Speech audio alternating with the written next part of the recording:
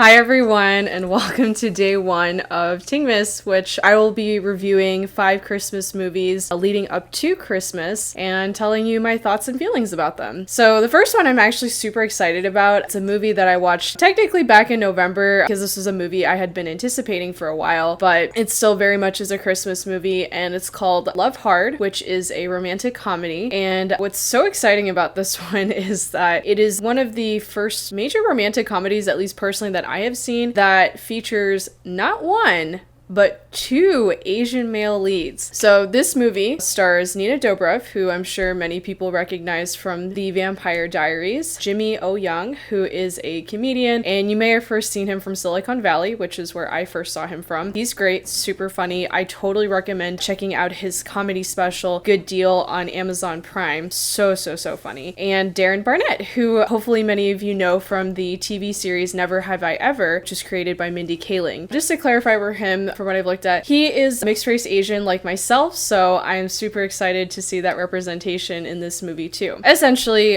we have Nina Dobrev playing Natalie, who is a writer who lives out in Los Angeles. So she's essentially not having the most success in her dating life, and she has since turned that into a writing career, a very successful one, which I feel like is something that would be quite popular in this day and age, because unfortunately we do like to see disasters happen and to watch things that are, as her boss points out in the movie, that people like seeing things that, you know, show how much worse it could be than what they're currently going through. Which, side note, like, her boss, weirdly enough, was one of like the more believable characters in this movie because of how profit and content driven he is, which I thought was interesting. So essentially, like, all of her stories revolve around her going on all of these bad dates, but she herself is like a hopeless romantic, desperate to find like the one.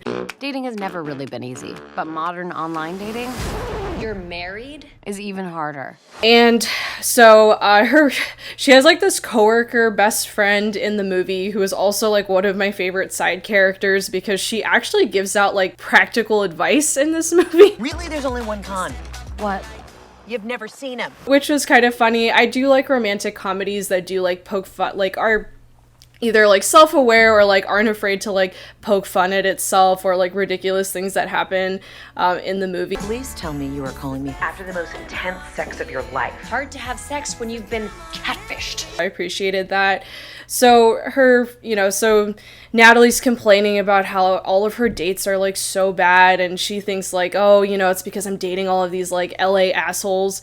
And her friend's like, you realize like the common denominator in all of these things is you, right? So like, and also like you should also not have your dating profile set to within a 5-mile radius, because that kind of lessens your options. So this is how we end up with her friend pretty much setting her dating radius to like the whole of the United States, which is how she ends up matching with Josh, who lives in New York, Lake Placid. And like she finds him after like she swipes through some like very obviously questionable dating profiles, but like to be honest, I feel like his profile had some red flags to it as well. His last profile picture is him holding up this sign that says like, is Love actually the best Christmas movie ever? Check yes or no.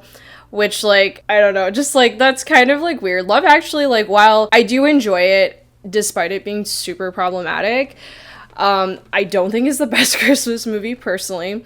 But it does, like, lead into... Oh, and also in his profile, he says, like, looking for a girl that's spontaneous and drama-free. And, like, to be honest, in my opinion, if someone put that they want someone who's drama-free in their dating profile, they sound like someone who probably attracts a lot of drama themselves, which kind of proves itself to be true later in the movie. But essentially, like, Josh, who she matches with, looks like Darren Barnett's character, but in reality is Jimmy O Young's character. And they start talking, which, like, the banter is, like, as you could probably imagine, a little bit cringy, but, like, again, it's the kind of stuff that would only fly in a rom-com, so, like, I didn't really have a problem with it. And, you know, so they end up building, like, building a relationship online. But, of course, the catch here is that, of course, like, she doesn't actually like really see him or actually verify that he is who he actually says he is. And like, even though her friend like says like, hey, you know, have him take a picture with him holding like today's newspaper, which he later in the movie is like, I was really good at Photoshop. The photo, it had my name on it. I'm pretty good at Photoshop. To get around it. But, you know, the rest of the movie wouldn't happen if she would have just video chatted him within the first couple of days of meeting him. So she ends up spontaneously flying out to New York during the Christmas holidays to surprise him, which I was literally in a long distance relationship with my partner that started way before Christmas, and like I would have never even dared to just surprise them because like it's very impractical. It doesn't give the person time to prepare at all. So when she flies out, she like meets his family, super nice looking family. And also I really like that like they showed like an Asian dad.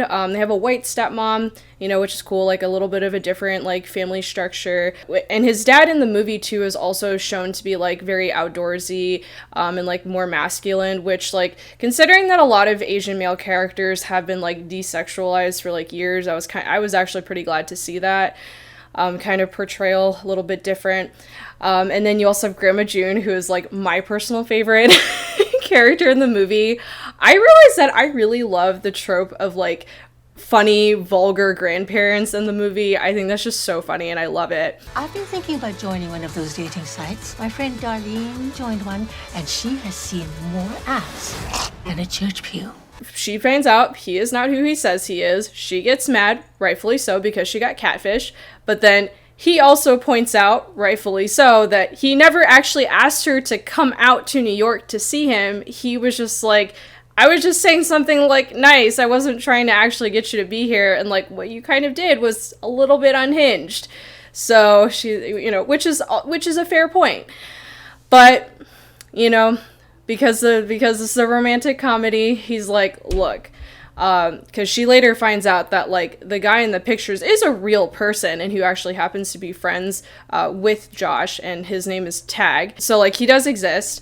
So he's like, hey, you know, sorry about like catfishing you again. I didn't really think it would go this far, but like if you could do me a favor and like pretend to be my girlfriend for the holidays, because this would make my family really happy, I will help get you set up with my old friend Tag here, who you seem to actually be interested in, and, you know, everyone gets what they want, right? And she's like, yeah, okay, fine. So, you know, antics ensue.